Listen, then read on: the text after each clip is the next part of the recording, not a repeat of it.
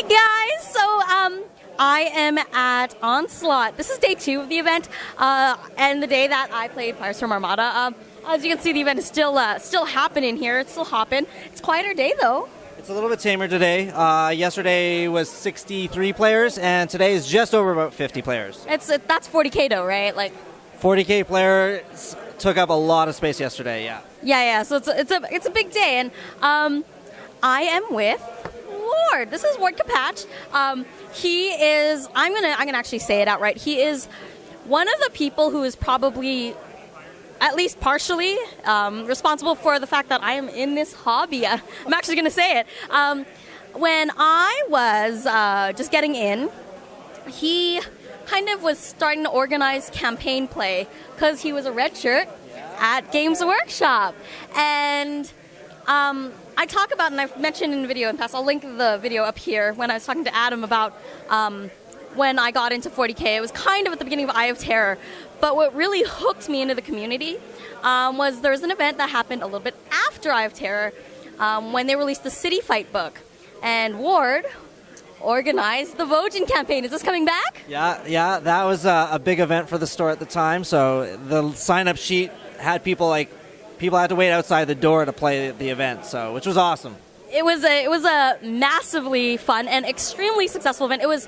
I remember it being so fun because there were so many really interesting campaign mechanics involved, and I'd never seen anything like that before, and it really hooked me. And so I know a few of you have mentioned in the past about talking about community organizing, about event organizing, and I thought, who else than probably I would say Ward is like my guru of event organizing. Onslaught, which is happening behind us, it used to be an annual event, right? It's a semi-annual event now. It was a yearly event when I worked for GW, and then now it's twice a year. So usually a spring event that happens April, May, depending, and then of course October for Onslaught. And it's grown from a one-day event to a two-day event, from 2 systems to this weekend was 8 different game systems. So it's evolved and progressed for sure. Yeah, it's exploding, and I'm going to say it's probably the most, I'll call it the prestige event of the province for sure. It is the longest running, that is currently running right now for sure, and it is, how many years has it been? 8? Is that right? I think it started in 2006. Wow. So. Oh my gosh. 9 years, I think, this year. Way to make me feel super old. But yeah, and it's one of those events where I know there are a lot of people in the community who look forward to it. So let's actually talk about. Let's talk about a little bit about community, because this is really very much about community, and being someone who runs events and knowing what hooks people into the hobby and what keeps them coming back year after year. What's kind of the big thing for you, and kind of building community and sustaining community? For me, the big thing is a tournament is about coming and just gaming and meeting people. It's not going to be like the hardest list versus the hardest list. People need to realize, and they get a lot of cold feet where it's like, you know what, I don't want to go, I don't want to get stomped. But it's about coming out, meeting new people, and basically hey, I never played that guy before. I'm going to play him today. It was awesome. We're going to set up a time by ourselves next week to game, and it really brings a lot of people together if they're not already together, which is awesome. And I think that's as someone who is really intimately involved in the community, you do one of the things I know you do, and that I've done in the past is, particularly with pairings, is if you know guys constantly play together all the time, you mix that up, you break that up. Or you force grudge matches and you let them play first round and then they get it over with, right? Yeah, I've done it a couple different ways. The first match, of course, is always going to be a random pairing. Usually I do it on when you sign up, you'll get paired up. And again, if you're coming from the same city, I try to make sure you don't play guys from the same city, at least the first round. It might happen if you guys are awesome and you keep winning, but yeah, we try to mix that up. Grudge matches is, again, another thing that we used to do and still do if you want. And, hey, I played this guy last tournament. I really want a rematch against him this event. So you guys schedule a rematch, and I schedule it for game 1. So it works out pretty good. It's really fun. And, those are the little things that I think people take for granted when we have community, is the mixers.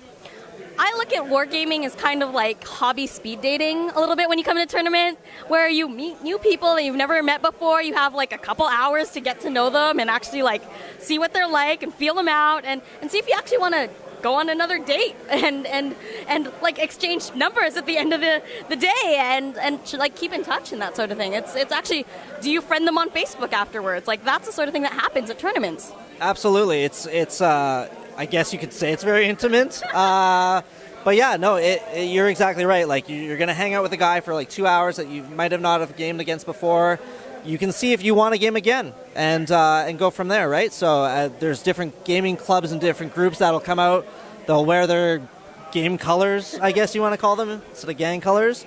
But they'll come out and different groups will meet each other, and it's a good way to meet different clubs if you're new to the city, even that sort of thing. So the other thing I was going to mention is for a tournament organizer, you do a couple things that are kind of unique for tournament organizers, and that's one, you run on time, which is kind of unique because most tournaments do tend to go over time. I don't think I've ever been to an event of yours that didn't go either on time or faster than schedule, which is remarkable. It's close. Like today we're running probably about 5-10 minutes, give or take either way at times. So I'm comfortable with that though. So yeah. And the other thing maybe this is just your experience, you look well rested. And I know for a fact that tournament organizers are never, even if they look well rested, they're totally not, right? So how much sleep have you gotten in the last, let's say, 5 days? So between the last 5 days I was working, and that doesn't help. So I know between Friday to Saturday it was 3 hours. Saturday to Sunday was 4.5. So yeah, that sounds about right. So in terms of tips for other tournament organizers, what would you say is like the biggest tip you can give someone who wants to either start, whether it's a small event or a large event? Like, what would you say would be the piece of advice you want to give to them as a gift? Make sure that you go out and you show yourself. So I'll go around to like different game stores, hand out like flyers, posters for the event, so that way they know who I am. If they have any questions, they can contact me directly. Go to other events, talk about your event. Hopefully they'll let you do that. So at Onslaught here, next event, whoever is running it, by all means they can come and they can make an announcement as well. So just the communication is open, which is really good. Other good advice, if you make it easier for yourself, it's super handy as well. So Onslaught this year is part of the ITC, which is awesome, the independent tournament circuit.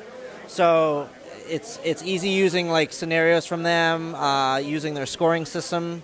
It makes it easy on my end. I just have to change a couple things if I want. It's up to me. Same thing for Infinity. They've got their own system. War Machine's got their own system. Malifaux, which is it honestly really, really helps you out at the end of the day. I mean, yeah, leveraging, and I mean, I think that's the other thing is leveraging support from the publishers is really, like, I think maybe we come from a pedigree of Games Workshop where you don't necessarily get a ton of support, but now with all of these other great games out there with great publishers who want to support the community, you get a lot, you can reach out and really make some great connections and get support from independent retailers as well.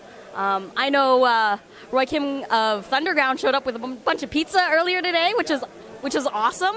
And that's the sort of thing that helps as well. Like being local, I think, and being part of the local community is the big thing too. And that goes back to like just basically going out to your stores, talking to the managers or owners and that sort of thing. Yeah, like Thunderground Comics came out. They donated a bunch of pizzas for like lunchtime, which was awesome. So guys didn't have to run out if they didn't want to. Red Claw Gaming donated a bunch of prize support too. So Best Generals are going to get a little extra today. So, nice. Which is awesome. Yeah. So yeah. Why don't we talk about what's on here? What's this?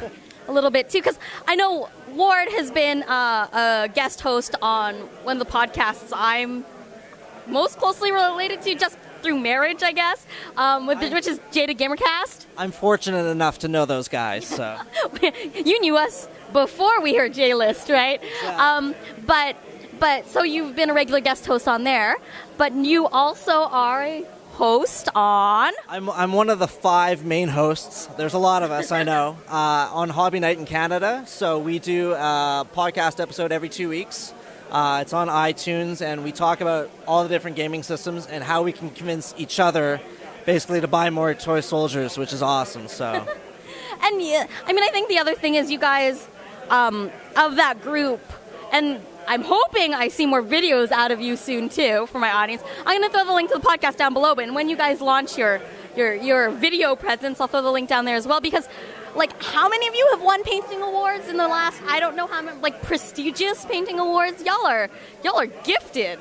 I would say all of us. So all of us do pretty well at the hobby. So and that's what we try to also focus on in the podcast, which is a little bit different from book reviews that you normally get. Is we actually talk about painting the models and what new tools are coming out or different paint ranges and what's handy that way. It's kind of handy that way. It gives you an idea. I've already been asked if that gives them painting bonus points today. We might use it as a tiebreaker. We'll go from that. So, and that's the other thing is, I mean, we all have different hooks and what keeps us in, right? And I appreciate the fact that I can listen to your podcast, for example, and figure out what is currently the best dupe for my favorite silver paint, which is now discontinued, Bulk Gunmetal from Games Workshop. I know you've got a fantastic episode on that sort of stuff, and that's the sort of thing that might be of interest to y'all. So if you're interested in looking at that sort of stuff as well and learning from award-winning painters, totally check out Hobby Night in Canada. So I think that's it. I'm going to wander around a little more, and yeah, that's coverage. Thanks so much.